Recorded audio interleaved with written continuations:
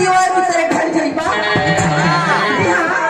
अरे पुरान दीवार की तरह ढल जाइबा और आज का यही टप्पा जाइबा। अरे जवानी क्या के टिक न सके ये राजा जी, ये तो आज का दरिया बा, एक रास्ते का तो यही बात है बा।